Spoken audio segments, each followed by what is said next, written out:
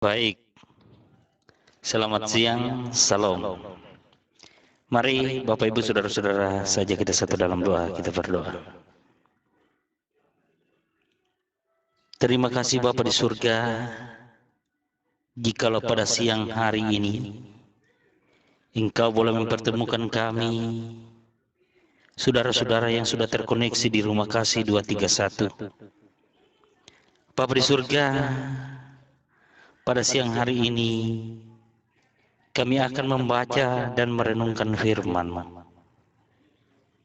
Terangilah hati kami semua dengan Roh Kudus-Mu, agar kami mampu mengerti melalui firman yang hendak kami baca dan renungkan pada saat ini. Bapa di surga, berkati pada siang hari ini bagi hamba-Mu yang akan memberitakan firman-Mu.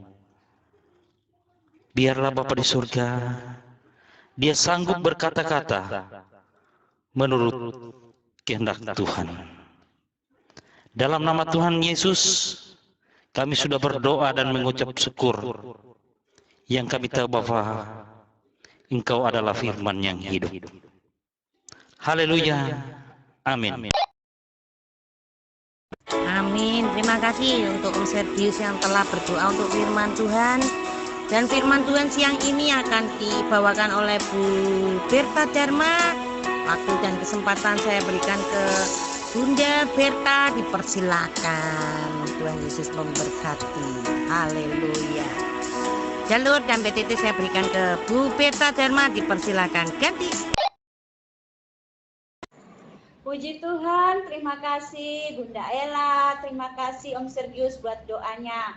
Baik, pada siang hari ini kembali kita menyantap makan siang, kita makan rohani kita pada siang hari ini. Kita tetap dalam tema kita True Love di dalam 1 Korintus 13 ayat 4.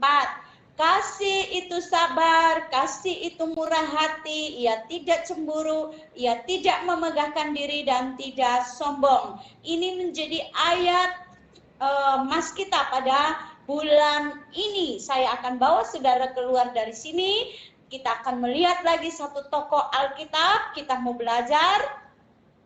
Baik, kita mari mau belajar lagi dari satu tokoh yang saya ambil dalam Ibrani. Kita tidak keluar konteks, tetap kita di dalam konteks kita, yaitu true love ya. 1 Korintus 13 ayat 4.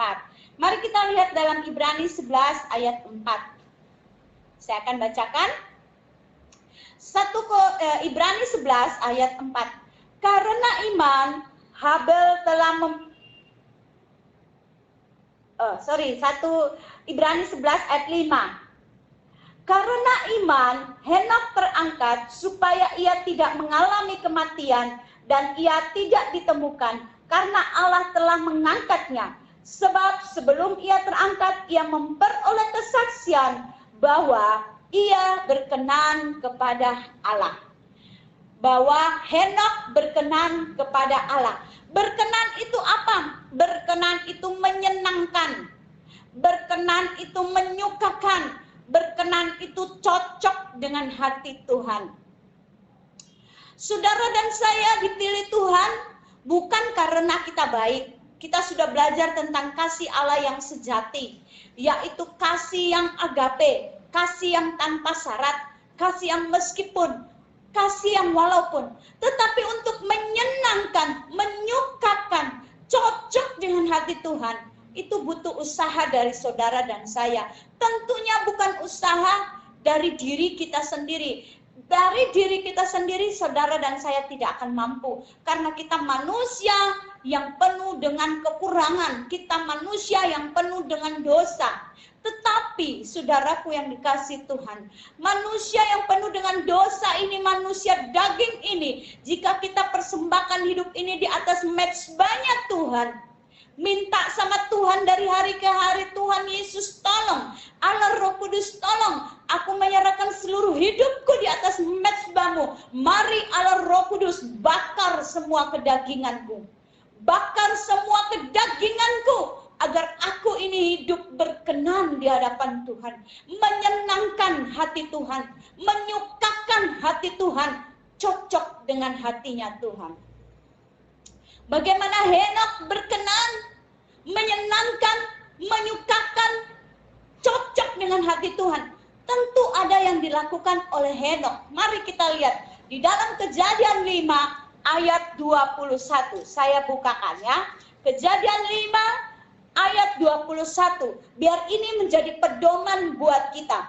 Saya tidak tahu kenapa dalam bulan ini Roh Kudus begitu kuat mengajak saudara yang ada di rumah kasih. Saya percaya kalau di gereja GPPS Shalom tempat kami melayani, mereka mampu, saya percaya juga jemaat di rumah kasih mampu. Karena Roh Kudus kita itu sama.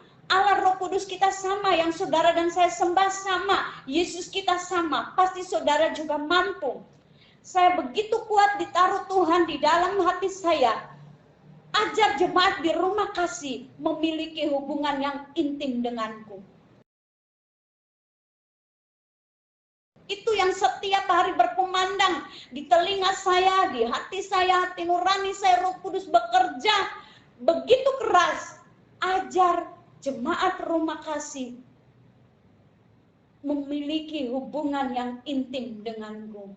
Jadi hari ini kalau saudara melihat dapat dalam bulan ini, saya selalu menekankan hubungan intim dengan Tuhan. Bergaul erat dengan Tuhan. Mari kita lihat dalam Kejadian 5.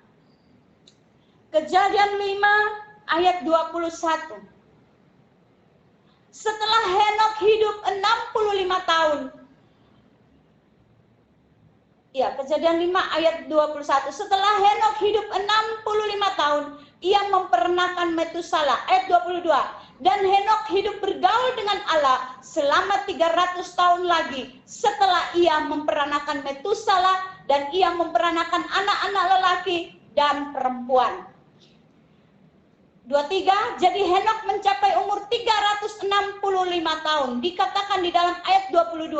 Henokh hidup bergaul dengan Tuhan. Inilah yang menjadi satu kunci. Mengapa dikatakan Ibrani menuliskan Henokh berkenan di hati Tuhan. Berkenan itu menyenangkan, berkenan itu menyukakan, cocok dengan hati Tuhan. Agar bisa berkenan itu butuh satu usaha.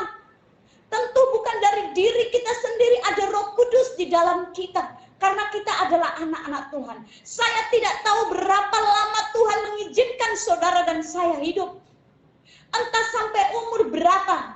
Saya juga pernah berkata kehidupan kita ini seperti sebuah buku cerita. Cerita kehidupan kita seperti sebuah buku cerita yang satu saat akan dibuka dan dibaca oleh orang lain, termasuk keturunan dan generasi kita. Jadi, catatlah di dalam setiap lembar kehidupan kita. Lembar demi lembar adalah hal-hal yang baik. Berapa lama usia kita saya tidak tahu. Henokh tidak panjang usianya seperti nenek moyangnya. Adam bisa 930 tahun baru dia mati. Set 912 tahun baru Set meninggal. Enos pun 905 tahun. Kenan 910 tahun. Mahalalel 895 tahun. Yared 962 tahun. Mereka hidup di dunia. Henokh tidak panjang usianya. Hanya 365 tahun. Tetapi Alkitab mencatat dia hidup bergaul dengan Allah. Hidup bergaul dengan Allah. Dikatakan dia hidup bergaul setelah Henokh hidup 65 tahun. Ada hasil dari hidup bergaul dengan Allah. Umur yang dikasih kita sama Tuhan. Kita dikasih umur sama Tuhan. Mari kita pergunakan hidup bergaul dengan Allah. Memiliki hubungan yang intim dengan Allah. Dekat dengan Tuhan. Akrab dengan Tuhan. Berteman dengan Tuhan. Itu membuat hidupnya Henokh berkenan kepada Tuhan. Kita perlu hidup bergaul dengan Tuhan. Kita perlu hidup bergaul dengan Tuhan. Supaya hidup kita ini berkenan. Lewat ibadah, lewat doa, lewat firman. Lewat kita melayani. balas cinta kasih Tuhan buat kita, buat cinta kasih Tuhan yang sudah dikerjakan Tuhan sama kita. Dengan uang kita tidak dapat. Selain kita memberikan hidup ini selama usia yang Tuhan berikan buat kita. Ada satu lagu itu yang sering kita nyanyikan di rumah kasih. Hidup ini adalah kesempatan. Hidup ini untuk melayani Tuhan. Semakin saudara dan saya bergaul dengan Tuhan, maka hidup kita akan makin berkenan kepada Tuhan. Tidak hanya sekedar bergaul saja, tetapi kita memiliki hubungan yang intim dengan Tuhan. Milikilah hubungan yang intim dengan Tuhan, akrab dengan Tuhan. Sehingga kadang-kadang saudara, tidak perlu Tuhan mau ngomong, Tuhan batuk saja, kita sudah tahu apa artinya. Saya kasih contoh. Ini sederhana. Di dalam rumah tangga saya dan suami saya. Suami saya tidak perlu ngomong. Kadang-kadang dengan bahasa matanya dia, saya sudah mengerti maksudnya apa. Kenapa? Karena saya memiliki hubungan yang dekat. Saya memiliki hubungan yang intim dengan suami saya. Saya akrab. Sehingga tidak perlu dia ngomong, saya sudah tahu. Suatu ketika ada tamu.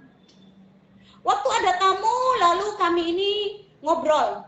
Waktu ngobrol, suami saya ngomong sesuatu, lalu tiba-tiba itu saya kepingin mau ngomong, saya mau menjelaskan. Lalu saya lihat mata suami dia tidak ngomong, saudara. Dia hanya melirik saya, dan saya sudah tahu arti dari tatapan itu. Gak usah ngomong, dia main, dengarkan saja apa yang dia omong. Nggak perlu dia ngomong sama saya. Gak usah ngomong, nggak perlu. Saya sudah tahu arti dari tatapan matanya dia. Kenapa? Karena saya dekat. Saya akrab. Saya memiliki hubungan yang intim dengan suami saya. Sehingga walaupun tidak dia mengeluarkan kata-kata, saya sudah mengerti. Jadi saudaraku yang diberkati Tuhan, inilah yang membuat hidup Henokh berkenan. Ibrani mencatat hidup Henokh berkenan di hadapan Tuhan. Biarlah ini menjadi teladan buat kita. Makin kita bergaul dengan Tuhan, makin kita membangun hubungan yang intim dengan Tuhan, maka kita semakin berkenan kepada Tuhan. Hasilnya orang yang bergaul dengan Tuhan, hidupnya jadi berubah. Coba kita lihat satu tokoh lagi. Di dalam Keluaran 34, ayat 28 dan 29. Dan Musa ada di sana bersama-sama dengan Tuhan 40 hari 40 malam lamanya, tidak makan roti dan tidak minum air. Dan ia menuliskan pada loh itu segala perkataan perjanjian, yakni ke-10 firman. Ayat 29, ketika Musa turun dari gunung Sinai, kedua loh hukum Allah ada di tangan Musa. Ketika ia turun dari gunung itu, tidaklah ia tahu bahwa kulit mukanya bercahaya, oleh karena ia telah berbicara dengan Tuhan. Semakin kita bergaul dengan Tuhan, kita akan semakin memancarkan kemuliaan Tuhan. Allah itu adalah kasih. Allah adalah kasih. Saya sudah pernah berkata dalam 1 Yohanes 4 ayat 7, Allah itu kasih. Kasih itu adalah Allah. Semakin hari kita semakin bergaul dengan Tuhan, semakin hari sifat-sifat kita semakin diubahkan. Bahkan semakin hari kita semakin memancarkan kasih Tuhan. Bagaimana Musa bergaul dengan Allah selama 40 hari, dia tidak makan, tidak minum, dikatakan di situ. Banyak orang menyangka, apa mungkin Musa tidak makan, tidak minum? Ketika saudara dan saya ada di hadirat Tuhan, kita memiliki hubungan yang akrab, hubungan yang intim dengan Tuhan. Benar loh saudara, mau makan saja, minum saja kadang-kadang kita tidak hiraukan lagi. Kenapa? Karena satu hubungan yang sangat intim dengan Tuhan. Dikatakan Musa kulit mukanya bercahaya. Mungkin kita tidak seperti Musa. Kita bercahaya di mana kita ada. Oh ya benar, dia benar adalah anak Tuhan. Oh, benar, dia adalah orang Kristen yang setia. Dia orang Kristen yang setia. Benar. Kita menjadi kesaksian. Kita menjadi kesaksian, saudara. Sebelum saudara dan saya bergaul dengan orang lain, mari kita lebih dulu bergaul dengan Tuhan. Supaya apa? Hidup kita ini menjadi kesaksian. Semakin hari kita semakin sabar. Semakin hari kita semakin murah hati. Murah hati tidak hanya suka memberi, tetapi murah pengampunan. Mengampuni adalah satu kesukaannya. Semakin hari ia tidak semakin cemburu. Cemburu di situ juga saya mau artikan dalam frasa Yunani adalah iri hati. Orang yang penuh dengan kasih Tuhan, ia tidak akan iri hati. Dia tidak akan cemburu. Kenapa? Lalu disambung ia tidak memelangkan diri dan tidak sombong. Orang yang iri hati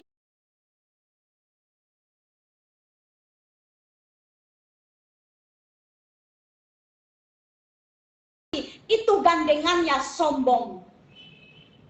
Orang yang iri hati itu gandengannya memengahkan diri, angkuh. Makanya dikatakan kasih itu sabar, kasih itu murah hati. Ia tidak cemburu atau tidak iri hati. Orang yang tidak iri hati itu pasti dia rendah hati. Orang iri hati, virus yang sangat mematikan sebetulnya itu adalah virus iri hati. Firman Tuhan berkata, orang yang iri hati itu membusukkan tulang. Kenapa? Karena gandengannya itu iri hati adalah sombong. Karena Tuhan bilang, aku menentang orang yang sombong. Orang yang congkak ditentang oleh Tuhan. Kesombongan itu datang seringkali dari iri hati. Orang iri hati dia tidak ingin melihat orang lain itu lebih dari dia. Kalau ada orang yang lebih dari dia, kadang-kadang dia akan membuat berbagai macam cara diketoi, saudara. Supaya orang itu tidak mudah. Kita lihat di dalam Matius. Hasilnya ketika kita, saudara dan saya banyak bergaul dengan Tuhan, memiliki hubungan yang intim dengan Tuhan. Matius 5. Kita lihat hasilnya. Matius 5. Matius 5 ayat 48. Karena itu haruslah kamu sempurna, sama seperti Bapakmu yang di surga adalah sempurna. Apa saudara? Sempurna artinya apa? Dalam karakter kita amat terlebih itu kasih. Karena kasih adalah sifat Allah. Mari saudara dan saya mau belajar hari ini dari Henokh. Ketika kita semakin hari semakin mengasihi Tuhan, kita hidup bergaul erat dengan Tuhan, memiliki hubungan yang intim dengan Tuhan. Hasilnya apa saudara? Wujudnya adalah mengasihi sesama. Hasil bergaul dengan Tuhan, hasil cinta dengan Tuhan, pasti itu ia akan mengasihi sesama. Bila hanya cinta Tuhan tapi membenci sesama, maka cintanya sama Tuhan itu diragukan. Makanya tadi dikatakan kasih itu sabar, kasih itu murah hati. Murah hati, murah pengampunan. Kesukaannya itu mengampuni orang. Saya sudah katakan tadi malam, ketika mama saya mengajarkan saya, sampai hari ini saya mengingat bahwa kebaikan orang harus kita ingat sampai kita mati. Tapi kesalahan orang harus kita lupakan. Bahkan mama saya mengajari, pada saat orang itu bersalah, hari itu, jam itu, detik itu, orang itu bersalah pada kita. Saat itu juga kita harus melupakannya. Kita dikatakan semakin sempurna. Saudara dan saya tidak bisa mengasihi orang yang sempurna. Mengasihi pasangan kita, suami, istri yang sempurna, orang tua, saudara-saudara yang sempurna. Tidak bisa. Tetapi saudara dan saya dapat mengasihi dengan cara yang sempurna. Bagaimana cara yang sempurna? Dengan cara kasih Allah. Biarlah kasih Allah yang sempurna itu bekerja di dalam kita. Terus bagaimana caranya? Kasih Allah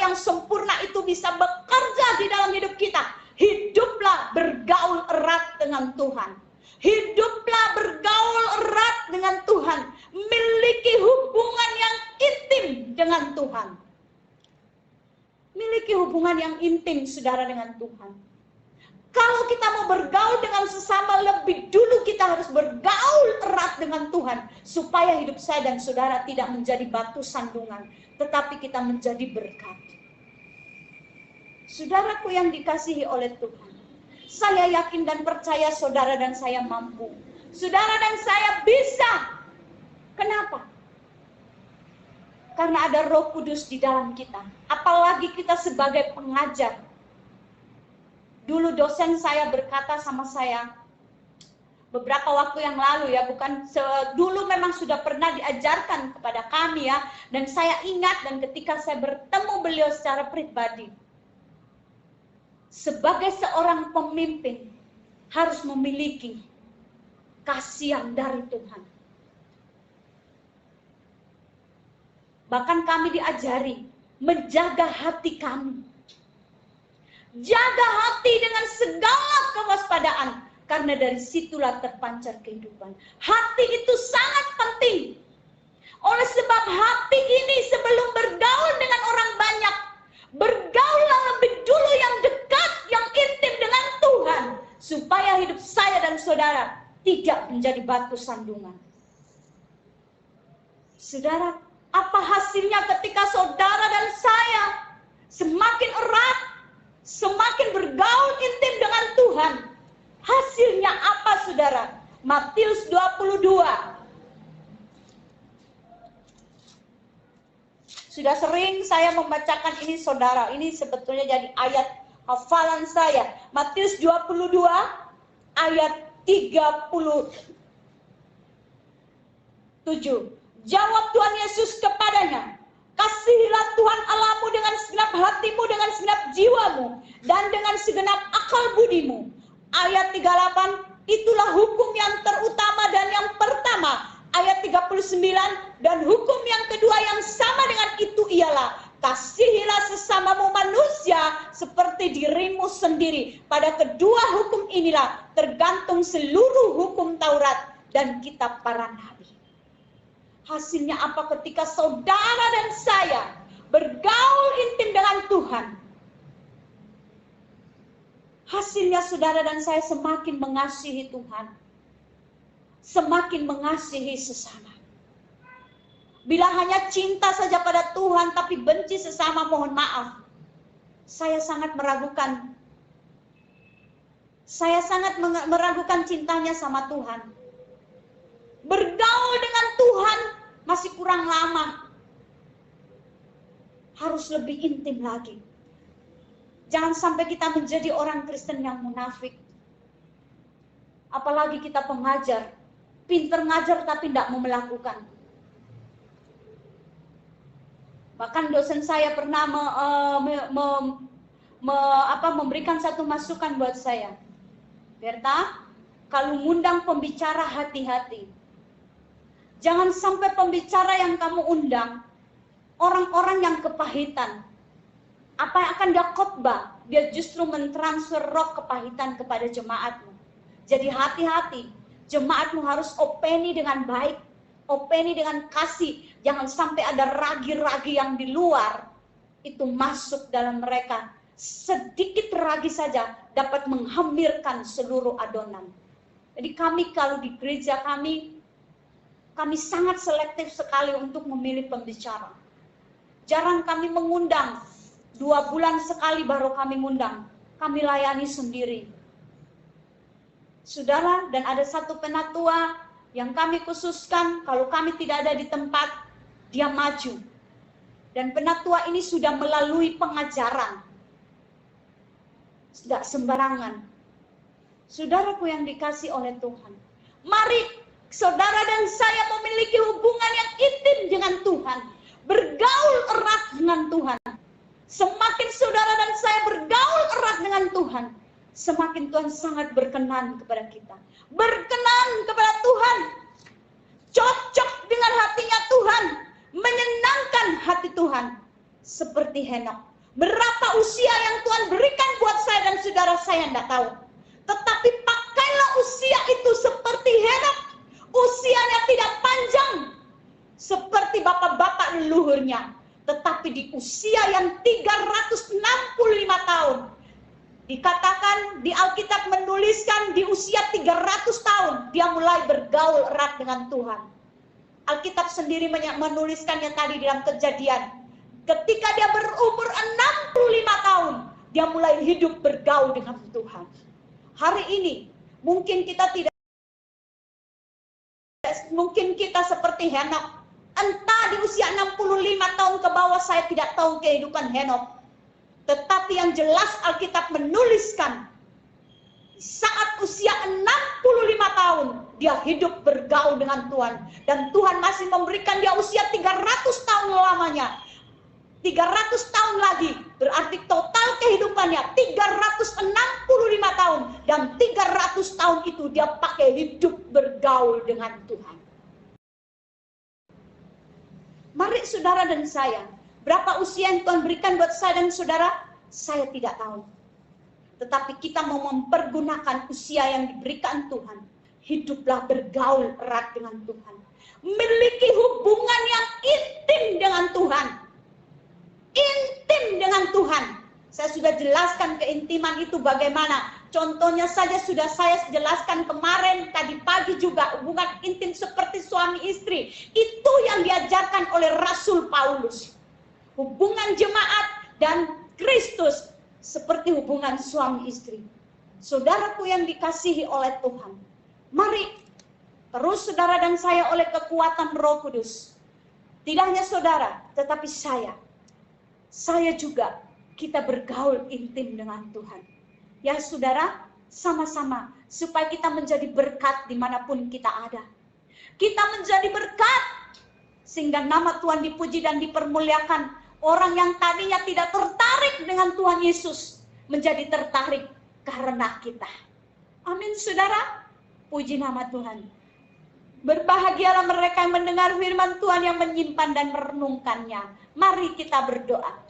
Bapa di surga, terima kasih, kami mengucap syukur buat kebenaran firman Tuhan pada siang hari ini. Firman Tuhan ini terlalu sederhana dan ada banyak kekurangannya Tuhan. Tetapi hamba-Mu terlalu yakin dan percaya bahwa Allah Roh Kudus akan memampukan kami Tuhan. Kalau Alkitab pernah mencatat seorang manusia yang hidupnya bergaul dengan Allah, yaitu Henokh. Kami percaya Tuhannya Henokh dan Tuhannya kami adalah Tuhan yang sama. Oleh sebab itu kami juga mampu, karena Allah Roh Kudus bekerja di dalam kami. Kami tidak mampu melakukan firman Tuhan dengan kekuatan kami sendiri. Tetapi kami percaya oleh kekuatan Roh Kudus akan membawa kami dari hari ke hari hidup bergaul dengan Tuhan, memiliki hubungan yang intim dengan Tuhan, sehingga hidup kami berkenan di hati Tuhan, menyenangkan hati Tuhan, cocok dengan hatinya Tuhan. Terima kasih Bapa di surga buat kebenaran firman-Mu pada siang hari ini. Terpujilah akan nama-Mu Bapa. Kami sudah berdoa dan mengucap syukur hanya di dalam nama Tuhan kami Yesus Kristus. Haleluya. Amin. Saya kembalikan kepada Bunda Ella yang diberkati Tuhan. Salam.